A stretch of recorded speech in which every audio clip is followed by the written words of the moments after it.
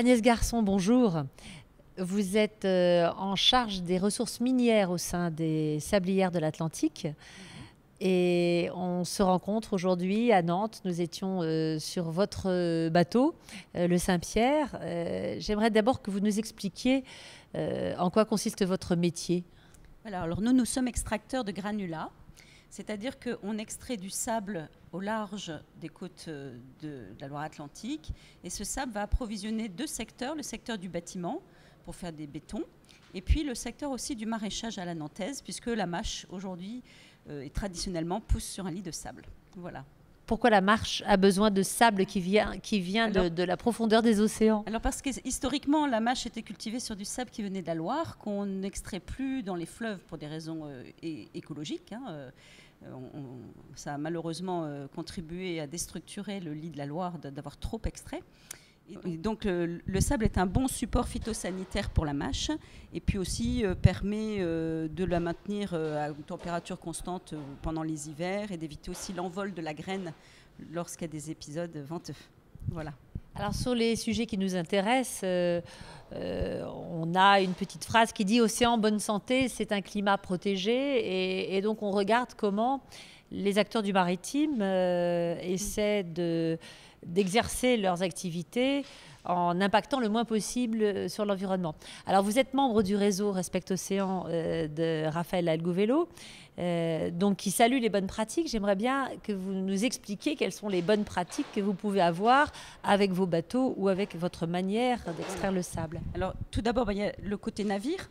On a des navires qui sont très récents et donc dont on a essayé d'optimiser les performances pour moins consommer de matières comme le fioul. Et puis pour utiliser, ces navires sont conçus pour utiliser aussi la force des courants. Donc on remonte la Loire et on descend la Loire avec le flot et le jusant. Ce qui permet d'économiser encore effectivement du gasoil. Et puis, on a aussi des navires qu'on a optimisés pour ce qu'on appelle le panache turbide. Quand on extrait notre sable, on rejette de l'eau qui est chargée en petits sédiments fins argileux et on essaye de les rejeter le plus profond possible sous la coque pour éviter que ce panache ne se disperse trop loin et puisse impacter éventuellement un milieu sensible qui aurait à proximité. Ça, c'est une première chose. Et puis après, la deuxième contribution qu'on a, c'est pour mieux maîtriser nos impacts. On essaye de pousser les études scientifiques, d'avoir des collaborations universitaires importantes pour mieux connaître le milieu marin. Et mieux connaître le milieu marin dit aussi mieux connaître la pression de notre activité sur le milieu marin. Et ça, on essaye aussi de le partager. Et donc ça, c'est le troisième volet, le partager avec des partenariats tout publics. Et on est partenaire d'un musée qui s'appelle Biotopia en Vendée, qui est le musée de la mer et du littoral et qui est appuyé par un parrainage scientifique de l'Université de Nantes. Voilà. Alors vous extrayez ce sable au large de l'estuaire de la Loire, donc dans le sud de Saint-Nazaire, c'est ça à peu près? Au large de Noirmoutier. Voilà. Au large de Noirmoutier. On est dans une zone où finalement il y a des conflits d'usage. Il y a les pêcheurs, l'extraction des granulats, bientôt les éoliennes en mer, bien évidemment la plaisance et la pêche. Comment se passe cette concomitance d'activités et comment ensemble pouvez-vous mieux gérer durablement cet espace? Alors tout d'abord, il faut savoir que notre activité est temporaire sur les sites puisqu'on arrive, on extrait 2 heures, on repart. Donc on n'occupe pas l'espace de façon pérenne. Donc ça a beau être une concession minière, la coactivité est possible, notamment avec la pêche, à condition de bien s'entendre sur les calendriers d'extraction pour des raisons de sécurité. Normalement, il n'y a pas d'impossibilité de coactivité. Après, on participe énormément aussi aux travaux de planification maritime. On est très présent. Mais j'allais dire que localement, plus concrètement, on a un comité de concertation qui se réunit une fois par an. On présente les résultats de nos études, on est à l'écoute aussi de ce qu'on peut nous demander, des questions qu'on peut nous poser.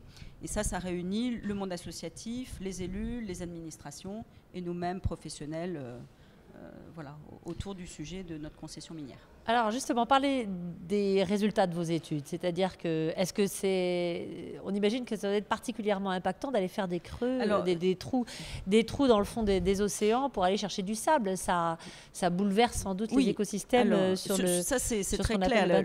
L'impact premier d'une extraction de granulats, c'est que quand on extrait le sable sur une vingtaine de centimètres, toute la couche vivante est prise dans les Lindes et disparaît. Maintenant, notre mère nature est quand même bonne mère. Le benthos a une bonne capacité de résistance. Et si on extrait correctement, j'allais dire avec une pression qu'il faut évidemment évaluer, eh bien, la capacité de recolonisation des sites est très importante. Et c'est ça qu'on suit. En fait, notre indicateur aujourd'hui, c'est le benthos. Donc on a des stations témoins autour de notre site. Et puis, on fait des évaluations benthiques, avec des bureaux d'études spécialisés. Nous, on travaille particulièrement ici avec une start-up issue de l'Université de Nantes, parce que c'est important de travailler localement. Comme la botanique, la faune, la flore, c'est souvent quand même des sciences locales. Je veux dire, avoir quelqu'un qui connaît bien l'estuaire, qui connaît bien le fonctionnement de l'estuaire, qui peut aussi mettre en perspective notre activité avec d'autres activités. Il ne faut pas oublier que l'estuaire de la Loire, c'est quand même un estuaire où il y a...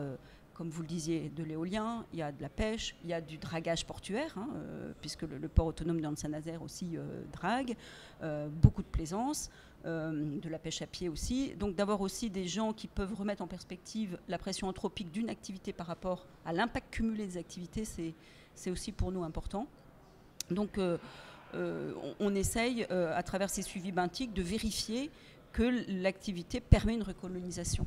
Voilà. Alors, quel constat faites-vous? Alors, ça permet une recolonisation, heureusement, parce que je crois que sinon... Mais oui, mais c'est ça qui est étonnant. On nous arrêterait tout de suite, si on ne recolonisait pas.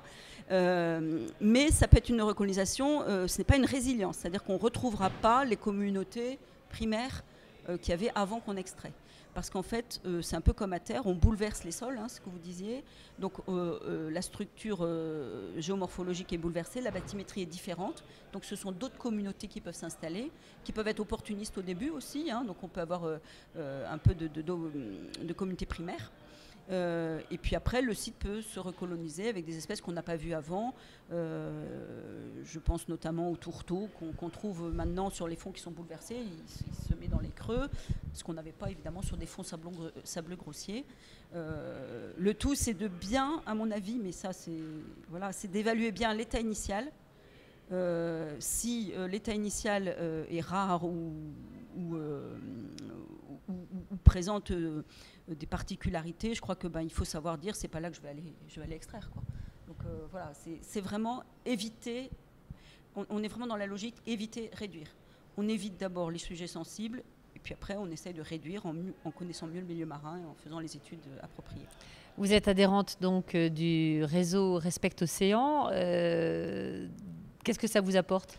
Alors, moi, j'ai trouvé la démarche extrêmement sympathique parce qu'on était dans une démarche d'entreprise de petite taille. Avant de travailler pour Sablières de l'Atlantique, moi, j'ai travaillé pour un grand groupe national qui est structuré avec une direction de l'environnement, avec des gens qui peuvent aider à la réflexion, qui ont du recul. Dans une PME-PMI, c'est déjà plus difficile parce qu'il n'y a pas le personnel nécessaire. À Sablières de l'Atlantique, on est une dizaine, donc c'est pas beaucoup. Et de pouvoir s'appuyer sur un réseau avec donc Raphaëla qui peut nous conseiller, nous aider dans les bonnes pratiques environnementales, je trouvais ça quand même particulièrement sympathique. D'autant qu'on peut partager cela avec d'autres entreprises et donc des soucis qui ne sont pas tout à fait les soucis du milieu associatif. C'est-à-dire que Raphaëla peut amener l'éclairage qu'elle a via ses engagements associatifs par ailleurs. Mais nous, entre entreprises, on peut partager des préoccupations qui sont quand même quelquefois très terre à terre et très économiques. Il faut dire les choses comme elles sont. Donc voilà, je trouve que ce réseau est passionnant pour ça, de pouvoir partager sur un territoire avec d'autres entreprises. Un dernier mot, Agnès, qu'est-ce que vous attendez dans votre métier ou qu'est-ce que vous attendez de la COP 21 ? Alors, je pense que ce n'est pas la COP en elle-même de quoi j'attends quelque chose. Je pense que c'est toujours un point de départ. C'est-à-dire que si, à cette COP, on a enfin le mot océan qui vient en avant, et parce que ça n'a pas été le cas des autres conférences pour le climat, comme l'océan, c'est vraiment quelque chose d'international, il faut une prise de conscience internationale. On est sur un marché, moi je suis armateur, puisqu'on a des navires, on est sur un marché international. Si nous, dans notre coin, on fait des petites choses, mais que personne ne suit au niveau international, on aura beau ramer de toutes nos forces, ça ne fera rien.